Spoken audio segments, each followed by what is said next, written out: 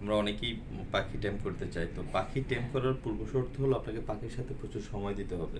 পাখির সাথে আপনি যত সময় দিবেন পাখি আপনার টেম হবে, আপনার কথা মতো চলবে। সে হয় না, হয় না। সিস্টার। তো প্রতিদিন তাদেরকে তাদের পছন্দের কোনো একটা খাবার, যেমন আমি সবসময় ওদেরকে পছন্দের খাবার তালিকা রাখি কাঠবাদাম বা চীনা বাদাম। যে বাদামগুলো আমি ওদেরকে যখন প্রতিদিন সময় দেওয়ার পর নিয়ে আসে, এই দেন একটা আরেকটা জেলাস ফিল করতেছে, একটা খাচ্ছে দেখা দেখি আরেকটা চলে আসছে।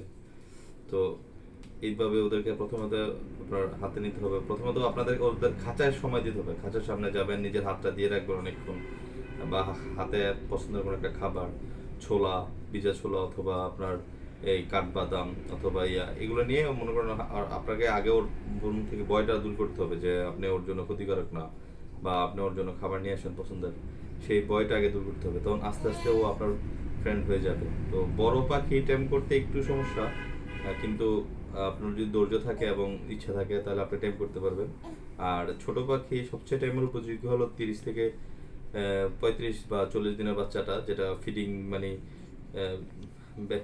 হ্যান্ড ফিডিং পর্যায়ে থাকে। ওই বাচ্চাটা আপনি যখন হ্যান্ড ফিডিং করাবেন তখন ও আপনার প্রতি এমনিতেই আকৃষ্ট হয়ে যাবে। যেমন আমার ময়নাকে আমি হ্যান্ড ফিডিং করাই, সেই কারণে ময়না আমি যেখানেই থাকুক ময়নাকে আমি ডাকলে ময়না চলে আসে, জেমি চলে আসে।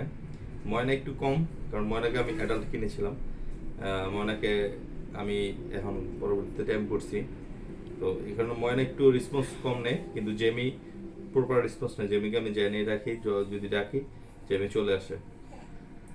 আর টেম করা মানে এই না যে আপনি ওপেন ফিল্ডে ওদেরকে ছেড়ে দেবেন, কারণ ওরা বনের পাখি। আপনি যদি ওপেন ফিল্ডে ছেড়ে দেন ওরা উড়ে যায়, পরে আর রিটার্ন আসার যেই রাস্তাটা ওরা মনে থাকে না। কারণ হঠাৎ করে ওরা যখন বাইরের আবহাওয়াটা পায় তখন ওরা অনেকটা দূরে উড়ে চলে যায়।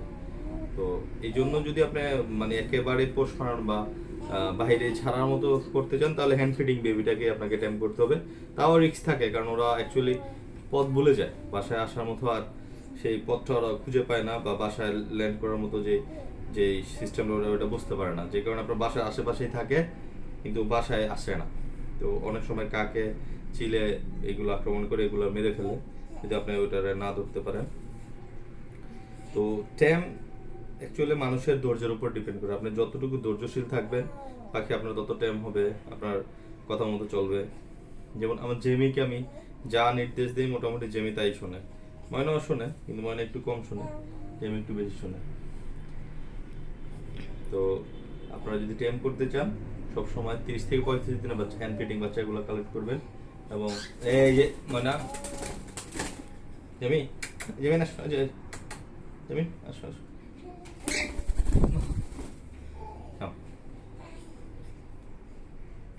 জেমির মন খারাপ, কারণ ময়না আর জেমি আমি একসাথে দুইটা নেই না।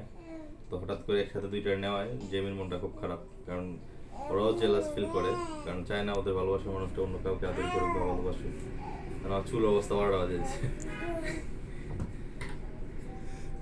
তো যারা টেম, আমি আরো কিছু কিছু টেকনিক ভিডিওতে অ্যাড করে দিব, পরবর্তীতে আপনারা হয়তো দেখতে পারবেন যে টেম করার কি কি সিস্টেম আছে। কারণ প্রথমত আরেকটা জিনিস, টেম করার যদি আপনি বড় বাচ্চা টেম করতে চান বা অ্যাডাল্ট কাউকে টেম করতে চান, তো সেক্ষেত্রে আপনাকে পাখির কামড় সহ্য করার ক্ষমতা থাকতে হবে। কারণ প্রথম প্রথম সে আপনাকে কামড়াবে, কারণ সে আপনাকে শত্রু ভাববে। আপনি যদি হাতে ধরতে যান তখন সে আপনাকে কামড় দিবে। কিন্তু আপনি যদি তার খাঁচায় পর্যাপ্ত সময় দেন, খাঁচায় যায় যে খাবার দেন, নিজে হাতে খাবার দেন, তখন আস্তে আস্তে সে আপনার হাতটাকে ফ্রেন্ডলি মনে করবে এবং সে আর আপনাকে কামড়াবে না, কামড়টা বন্ধ করে দিবে, পরিমাণটা কমায় দিবে। আর আরেকটা সিস্টেম হলো টেম বাচ্চাকে কখনোই যদি আপনি দীর্ঘদিন সময় না দেন সে টেম থাকবে না। সে হয়তো আপনাকে মনে রাখবে কিন্তু সে পূর্বের ন্যায় আপনার রেসপন্স করবে না। তো টেম বাচ্চাদের সবসময়, টেম পাখিদের সবসময় আপনাকে দিন অন্তত 10 মিনিট হলো তাদের সময় দিতে হবে, তাদের খাঁচায় যেতে হবে, খাঁচার সাথে কথা বলতে হবে, হাতে নিতে হবে।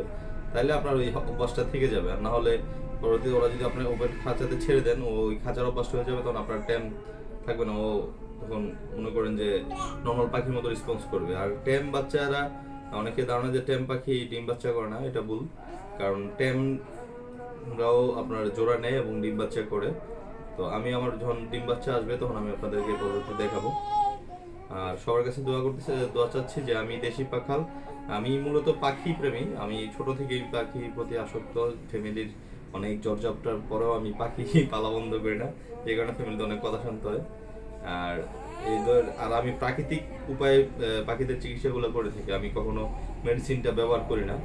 তো এইটা নিয়েও পরবর্তী আমি একটা ভিডিও দিব যে পাখিদের কীভাবে প্রাকৃতিক কী কী খাওয়ালে পাখির কী কী সমস্যার সমাধান হয়, আমি ধীরে ধীরে আপনাদের সব ভিডিওটাই দিব।